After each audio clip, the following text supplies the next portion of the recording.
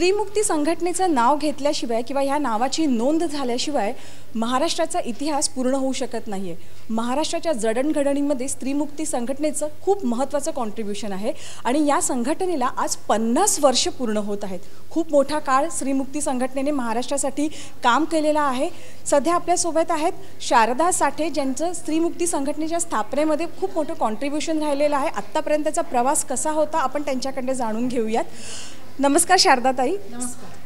काय कारण घडलं आणि स्त्रीमुक्ती संघटना स्थापन झाली? 1975 मध्ये ज्यावेळेला या गोष्टींचा विचार सुरू झाला त्यावेळेला पहिल्या प्रथम सर्व प्रकारच्या सर्वेक्षणातून असं दिसून आलं, माणसांनी निर्माण केलेल्या श्रमामधून जी संपत्ती निर्माण होते त्याच्यामध्ये 60% संपत्ती स्त्रिया निर्माण करतात, पण प्रत्यक्षामध्ये त्या संपत्तीचा भोगटा म्हणजे उपभोग घेण्याची जी काही क्षमता आहे ती क्षमता असली तरीसुद्धा संधी त्या प्रकारची मिळणं ह्याचा जर विचार केला तर स्त्रियांना 10% सुद्धा त्याच्यातली संपत्ती उपभोगता येत नाही।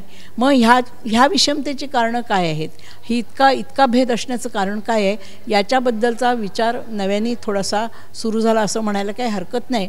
आणि मग 1975 साली त्यांनी असं ठरवलं की ही जी काही मागे पडलेली श्रमशक्ती आहे तिचा आपल्याला विकास करायला पाहिजे आणि तिचा जर विकास करायचा असेल तर त्यांना समान संधी मिळाली पाहिजे, समाजामध्ये समान स्थान मिळालं पाहिजे आणि त्यांना हे दोन्ही मिळत असताना त्यांना माणूस म्हणून जगताही आलं पाहिजे। स्त्रियांच्यामध्ये सुद्धा याचा विचार सुरू झाला की अरे खरंच आहे की आपण एवढं काम करतो पण आपल्याला काय किंमत आहे, आपण घरात इतकं काम करतो पण आपल्याला काय किंमत आहे। आणि मग ज्या वेळेला घर सोडायचा प्रसंग येतो त्यावेळेला त्याच बाईलाच घर सोडावं लागतं किंवा बाईलाच घराच्या बाहेर फेकलं जातं आणि पुरुषाला तर काहीच त्याची कशाचीच झळ या पद्धतीने पोचत नाही। म्हणजे पुरुष विषमतेचे बळी आहेत की नाही हा भाग नाही आहे, पुरुष विषमतेचे बळी आहेतच।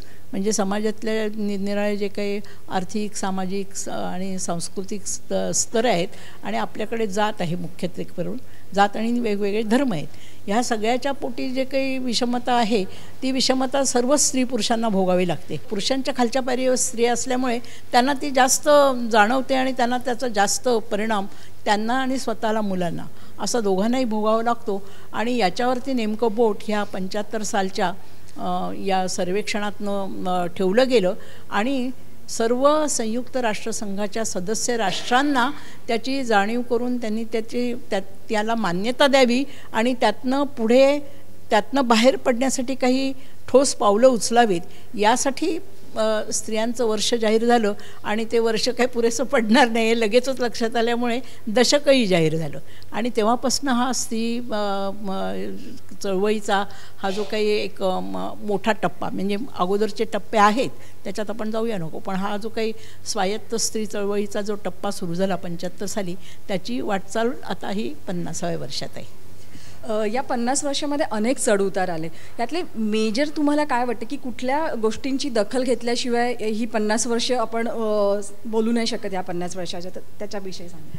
नाही म्हणजे खूप कठीण आहे। आता बघा 75 ते 85, 85 ते 95, 95 ते 2005 आणि आता इथून पुढे तर तुम्ही असं लक्षात घ्या की पहिल्यांदा ज्या वेळेला जागतिक पातळीवरती स्त्रियांच्याबद्दलचं हे विचार सुरू झाले त्यावेळेला पहिली परिषद झाली ती मला वाटतं ती मेक्सिकोमध्ये झाली 75 मध्ये आणि त्या परिषदेच्या वेळेला साधी गणित होती, म्हणजे स्त्रियांना माणसाप्रमाणे जगू द्या, एक साधी म्हणजे ह्युमन त्यांना माणूस माना आणि माणसाप्रमाणे त्यांना जगण्याची संधी प्राप्त व्हायला पाहिजे हे मेक्सिको परिषदेमध्ये पहिल्यांदा आणि सर्व जगातल्या स्त्रिया त्यावेळेला अतिशय कमी संख्येने आणि ज्यांच्याजवळ थोडंफार पाठबळ होतं म्हणजे वैयक्तिक पातळीवरती किंवा त्यांच्या संघटना किंवा आमची काही संघटना वगैरे काहीच नव्हती, आम्ही म्हणजे 75 साली कुठे मेक्सिकोला परिषदेला वगैरे जाण्याचा विचार पण करू शकत नव्हतो स्त्रीमुक्ती संघटना म्हणून, पण परिषद होणार आहे हे आम्हाला माहीत होतं आणि त्या परिषदेमध्ये स्त्रियांच्या प्रश्नांचा स्त्री म्हणून त्यांना वाट्याला येणाऱ्या एकूण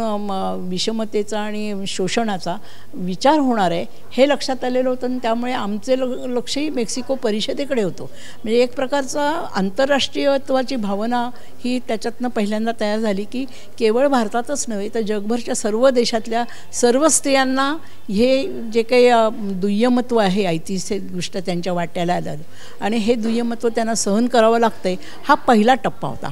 आणि त्या दुय्यमत्वातून बाहेर पडण्यासाठी काय काय करावं लागणार आहे याची थोडीशी काय म्हणूया जुळवाजुळव, ही जुळवाजुळव मेक्सिको परिषदेमध्ये झाली आणि त्याच्यानुसार मग जगभर निरनिराळ्या ठिकाणी स्त्रियांनी स्वतःच्या अशा विचारविनिमयाला सुरुवात केली. त्याच्यात ते पहिले मला आठवतं त्याप्रमाणे स्त्रियांना आधी बोलतं व्हा, कारण बायका बोलायच्याच नाहीत आपल्याला काय दुःख आहे ते, म्हणजे आपल्या शरीरावरती होणारे परिणाम असतात ते तर लाजे पोटी सांगायचेच नसायचे कधी, पण आपल्याला घरात मार पडतो, बाहेर आपल्याला येतो, शोषण होतो, जेव्हा खायला मिळत नाही, ह्या सुद्धा साध्या साध्या गोष्टीसुद्धा बोलायची हिंमत बायकांची होत नसे. त्यामुळे सुरुवातीला बोलत्या व्हा गट होते. बोलत्या वागटातनं आम्ही बाहेर पडून आता ते बोलत्या झाल्यानंतर त्यांना त्या बोलण्याला एक संघटित विचाराचं स्वरूप देणं हे जे काही काम आहे हे काम पुढच्या काळामध्ये झालं. महाराष्ट्रातले मेन चॅलेंजेस काय होते या काळामधले, आणि मुलगी झाली हो ह्याच्याशिवाय स्त्रीमुक्ती संघटना म्हटलं की मुलगी झाली हो, तर ह्याच्याविषयी सांगाल? तर काय 1975 साली आम्ही ही सुरुवात केली ना, तर आम्ही अगदी म्हणजे असं कोणत्याच प्रकारची साधनं आमच्या हातात नसताना आणि कोणत्याही प्रकारचं पाठबळ असताना, म्हणजे थोडंसं पाठबळ जे होतं ते कामगार चळवळीचं होतं. नंतर आपल्या मध्यमवर्गीय जी काही हे आहे बँका, LIC वगैरे याच्यामध्ये काम करणाऱ्या कार्यकर्त्यांचं होतं.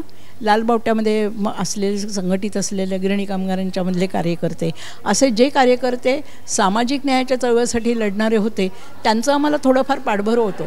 पण त्यांनाही स्त्रीमुक्तीचा विचार म्हणजे नेमकं काय याच्याबद्दलची काही अशी ठोस मांडणी त्यांच्याकडनं होत होती याच्यातला भाग नाही. एकूण शोषणाच्या भागामध्ये स्त्रियांचं शोषण होतं आणि त्यातनं बाहेर पडायला पाहिजे. पण आम्ही त्याचा विचार जो करायला सुरुवात केली तो मुख्यत्वे करून स्त्रियांच्या दुय्यम स्थानाचा ऐतिहासिक मागोवा घेऊन त्याच्यामधली मूलभूत कारणं जी आहेत त्या कारणांवरती हल्ला करायला पाहिजे, हा विचार आम्ही मुख्यत्वे करून स्त्रीमुक्ती चळवळीने त्यावेळेला घेतला. आणि मग त्या विचारात करत असतानाच 2-3 गोष्टी महत्त्वाच्या अशा वाटल्या की जगामधला हिंसाचार नष्ट झाल्याशिवाय स्त्रियांच्या चळवळीला खऱ्या अर्थाने सामर्थ्य मिळणार नाही. दुसरी गोष्ट आम्हाला असं वाटत होतं की हा हिंसाचार फक्त समाजात बाहेर आहे आणि घरात मात्र नाही आहे असं जे काही सगळीकडे चित्र दाखवलं जातं, किंवा बायकांनी घरातल्या गोष्टी घरात ठेवाव्यात, बाहेर बोलू नयेत, म्हणजे पुरुष एकमेकांशी काय बोलवत असत हे बायकांना कधीच कळायचं नाही. पण बायका पाणवठ्यावरती जाऊन एकमेकांचे काय अश्रू पुसत असतील किंवा एकमेकांच्या सुखदुःखाच्या गोष्टी करत असतील तर त्यासुद्धा समाजाच्या नाही आहेत, त्या वैयक्तिक आहेत. पण जीवन मात्र सामाजिक आहे. म्हणजे लग्न झालेल्या स्त्रिया, म्हणजे स्त्रियांमध्येच एवढे वेगवेगळे बारीक सांस्कृतिक भेदाभेद करून ठेवलेले होते. त्यामुळे स्त्रियांनाही काही स्वतःचं म्हणणं आपण काही असं मांडावं असा काही विचार नव्हता. मला असं वाटतं की स्त्रीमुक्तीचा विचार जो तयार झाला हा एकूण समाजाच्या शोषण व्यवस्थेमध्ये त्या शोषण व्यवस्थेत हल्ला करणारा आणि पुरुषप्रधान रचनेवरती हल्ला करणारा असा तो विचार होता. तो स्वतंत्र विचार नाही आहे, पण तो ह्याच्यातनं निर्माण झालेला विचार आहे. जे पुरुषप्रधानता नष्ट झाली तर हा विचार आपोआपच काय म्हणतो जीवनाचे अंग गळून पडतात, नको असले ते तसं गळून पडेल, पण त्याला अजून वेळ आहे. पण तोपर्यंत हा जो काही भाग आहे त्यातला की स्त्रियांच्या शोषणाची सामाजिक, ऐतिहासिक, राजकीय, सांस्कृतिक, मानसिक आणि वर्गीय अशी ही सर्व कारणं आपल्याला नीट तपासून पाहिली पाहिजेत आणि त्याचा विचार मागोवा घेत आपल्याला संघर्ष करावा लागेल. हा विचार स्त्रीमुक्ती चळवळीने, प्रामुख्याने स्वायत्त स्त्रीमुक्ती चळवळीने मांडला असं म्हणावं लागेल. स्वायत्त याचा साधा सरळ अर्थ असा आहे की म्हणजे पक्षीय नाही, अराजकीय नाही, राजकारण आहे त्याला स्वतःचं, पण ती पक्षीय नाही आहे. कोणत्याही पक्षाला बांधलेलं राजकारण हे स्त्रीमुक्ती चळवळीचं राजकारण नव्हे, ते स्वायत्त राजकारण अशा अर्थाने आहे की कुठल्याही पक्षात स्त्री असल्या तरी त्यांना ह्याच प्रकारच्या सगळ्या संघर्षामधनं जावं लागतं किंवा याच प्रकारच्या प्रश्नांना तोंड द्यावं लागतं. जे स्त्री म्हणून त्यांचा होणारा अपमान, अवमान, दुय्यमत्व हे पक्षांमध्ये सुद्धा होतं. त्याच्यात काही ते नाविन्य नव्हतं. म्हणून त्या दृष्टीने समाजवादी विचार आणि समानतेचा विचार हे दोन्ही एक नाही आहेत, हे दोन्ही वेगवेगळे आहेत. आणि तरीसुद्धा स्त्रियांना समाजवादी विचारसरणीला धरूनच जाण्याची आवश्यकता होती त्यावेळेला. म्हणून मुख्यत्वे करून आम्ही मार्क्स काय म्हणतो, लेनिन काय म्हणतो, नंतर आपल्या महात्मा गांधीजींनी काय म्हटलं आहे, ह्या सगळ्या गोष्टींचा असा विचारविनिमय आणि खूप खल आमच्यामध्ये त्यावेळेला चालायचा. रात्र आम्ही आमच्या मिटिंगा चालायच्या. काय बोलत होतो आता मला विचारलं तर खरंच सांगता नाही येणार. इतक्या प्रकारच्या बारकाईच्या चर्चा त्याच्यामध्ये घडल्या आणि त्या चर्चांमधनं आम्ही असं ठरवलं की आपल्याला एक साधं सोपं स्टेटमेंट याच्याबद्दलचं करायला पाहिजे की जगामधल्या सर्व स्त्रियांना राजकीय, सामाजिक, सांस्कृतिक, आर्थिक या सर्व स्तरावरती शोषणाचा भाग म्हणून जगावं लागतं आणि त्यांच्यावरती ह्या सर्व प्रकारच्या ह्याच्यामध्ये दुय्यमत्व आहे. हे दुय्यमत्व नष्ट करणं हे आमचं उद्दिष्ट आहे. असं एक सोपं आम्ही त्याच्यातनं केलं. म्हणजे सोपं आहे असं म्हणत नाही मी, पण समजायला सोपं आहे पण करायला खूप कठीण आहे. अशा प्रकारची रचना आम्ही त्याच्यातनं करत आलो आणि मग त्याच्यातनं निरनिराळ्या स्त्रियांबद्दलचे जे प्रश्न आहेत, स्त्रियांच्या शरीराबद्दलचे प्रश्न आहेत, स्त्रियांच्या मानसिकते, हे सगळे आम्ही हळूहळू त्याच्यातनं चर्चा करून बराचसा त्याच्यातला खल जो आहे तो पाश्चात्य स्त्री चळवळीने त्याच्या संबंधीची जी मांडणी केली आहे त्याचा अभ्यास करून नंतर आपल्या देशातल्या ज्या काही निरनिराळ्या लोकचळवळी आहेत त्या लोकचळवळीत स्त्रियांबद्दल काय म्हटलं गेलं आहे आणि ती कशी मांडणी झाली आहे याचाही विचार करून आम्ही जसं पाश्चात्य आंतरराष्ट्रीयत्व मान्य करून पाश्चात्य विचारसरणीला आमच्यामध्ये आत्मसात करून घेतलं, तसंच आपल्या देशामध्ये स्त्रियांच्या चळवळीचा किंवा स्त्री स्वातंत्र्याचा कसा विचार झाला आहे याचाही आम्ही विचार केला आणि आम्ही असं म्हटलं की जगभर जिथे कुठे स्त्री चळवळी आहेत त्या स्त्री चळवळी ह्या काही या एकमेकांशी जोडलेल्या आहेत. त्यांच्यात आंतरराष्ट्रीयत्व आहे तसंच त्यांच्यामध्ये राष्ट्रीय अस्मिताही आहे आणि त्यानुसार त्या चळवळींचा विचार आणि मागोवा घ्यायला पाहिजे आणि ते आपल्या चळवळीचं खरं अधिष्ठान आहे. म्हणजे इथे म्हटलं की आम्ही महात्मा फुलांपासून सुरुवात करू, खरं त्याच्याही आधीपासून करता येईल असं काही नाही, पण लोकांच्या दृष्टीने समजा हे एक ठळक व्यक्तिमत्व कोणतं आहे तर महात्मा फुले आहेत आणि ह्या महात्मा फुलेंनी स्त्रियांच्या संदर्भाची जी मांडणी केली ती मांडणी अतिशय महत्त्वाची होती त्या काळातही आणि आजही आहे. आजही आपण म्हणतो की महात्मा फुलेंनी खूप समग्र विचार केलेला आहे. तेव्हा हे सगळे आपले जे काही आहेत इथले एतद्देशीय सांस्कृतिक धागे किंवा अगोदरचं झालेलं काम त्याचा आम्ही आधार घेतला आणि आम्ही असं म्हणायला सुरुवात केली की ही आंतरराष्ट्रीय चळवळ आहे, पण आम्ही जो विचार घेतला आहे तो केवळ आंतरराष्ट्रीयत्वातच घेतलेला आहे असं नाही तर आपल्या देशातल्या एकूण इतिहासामधून आम्ही तो घेतलेला आहे आणि त्याच्यानुसार आम्ही पुढची वाटचाल करतो. आताचे प्रश्न वेगळे आहेत, 50 वर्षापूर्वीचे प्रश्न हे वेगळे होते. आता खूप मोठा पल्ला आपण गाठलेला आहे, तर याच्या पुढची काय वाटचाल असेल? काही वेगवेगळे प्रोजेक्ट सुरू झालेले आहेत. ते आता कसं आहे माहिती आहे का, कुठलीही चळवळ ही आम्ही चळवळ करतोय म्हणून चळवळ होत नाही, त्याच्यासाठी काम लागतं, म्हणजे ॲक्टिव्हिटी लागते. तुम्ही सतत ॲक्टिव्ह असायला पाहिजे, सतत तुम्ही लोकांमध्ये जायला पाहिजे, लोकांशी चर्चा करायला पाहिजे, विचारविनिमय करायला पाहिजे, देवाणघेवाण करायला पाहिजे. आम्हाला सगळ्यात जास्त शिक्षण जर कोणी दिलं असेल तर ते लोकांनी दिलेलं आहे ह्याच्यातलं. म्हणजे मुलगी झाली हो नाटकाची सुद्धा तयारी आम्ही काय आधी मुलगी झाली हो नाटक आपण कोरिया वगैरे असं काही विचार केला नव्हता. आम्ही साधी बायकांना अशिक्षित आहेत त्यांना फारसं वाचायला बिचायला काही मिळत नाही, वाचताही येत नाही आणि त्यांना वाचण्यापेक्षा जर गाणी पाठवतात आपल्याच बायका खूप ओव्या म्हणतात, निरनिराळ्या ओव्या रचतात, सगळं करतात, पण त्यांना गाणी म्हणायला खूप आवडतं म्हणून आम्ही गाणी लिहिली पहिल्यांदा. मुलगी झाल्या नाटकाने खूप परिणाम घडवला आहे. पण तुम्ही लक्षात द्या मुलगी झाल्यावर 83 नंतर केलं आहे, मग 75 ते 83 आम्ही काय करत होतो तर 75 ते 83 आम्हाला हेच लोक सगळीकडे घेऊन जात होते, त्यांच्याबरोबर आम्ही फिरत होतो, त्यांच्याबरोबर लोकांना सांगत होतो काय करतोय ते आणि पैसा असा डफमध्ये जमा करत होतो. कारण आमच्याकडे काय आम्ही कोणी सगळ्या अशा काही श्रीमंत घरातल्या नव्हतो की आपले पैसे आहेत आणि करत होतो. पैसे यथातथाच असायचे, कोण नोकरी करणारे असायच्या त्या पैसे द्यायच्या, या पद्धतीनेच चाललेलं होतं. पण नाटक 83 झालं आणि 85 स्त्रीमुक्ती यात्रा जी केली पहिल्यांदा त्या यात्रेत ते नाटक, पण ते तेवढं एकच नाटक नव्हतं बरोबर. शिक्षणाच्यासाठी म्हणून आम्ही पंडिता रमाबाई, ज्वालाशिखा पंडिता रमाबाई हे संजीवनी खेरांनी लिहिलेलं नाटक होतं ते घेत होतो. त्यानंतर जिगीषा ग्रुपचं स्त्री नाटक होतं ते आमच्याबरोबर असायचं. असं वेगवेगळ्या प्रकारे समाजामध्ये चाललेले स्पंदनं जी होती नवीन विचार आत्मसात करण्याची ती उचलण्याचा प्रयत्न स्त्रीमुक्ती चळवळ म्हणून किंवा स्त्रीमुक्ती संघटना म्हणून आम्ही त्या काळात केला आणि त्याच्यात सर्वांना जितकं म्हणून घेता येईल तेवढं घेण्याचा प्रयत्न केला. त्याच्या परिणामी जास्त लोकांच्यापर्यंत स्त्रीमुक्ती संघटना पोहोचली. आजही स्त्रीमुक्ती संघटना पोहोचली असं आपण ज्यावेळेला म्हणतो त्यावेळेला संघटना म्हणून सदस्य किती आहेत आमच्यावर तर कमीच आहेत, कारण आम्ही सदस्यत्वाची मोहीम नाही केली. आम्ही असं विचार करत होतो की स्त्रीमुक्ती संघटनेचा विचार मानणारे गट महाराष्ट्रामधल्या खेडोपाडी तयार व्हायला पाहिजेत. ते कोणत्याही नावाने काम करो, ते कोणाच्याही बरोबर जाणारे असोत, त्यांनी फक्त 2-3 गोष्टी महत्त्वाच्या पाळल्या पाहिजेत.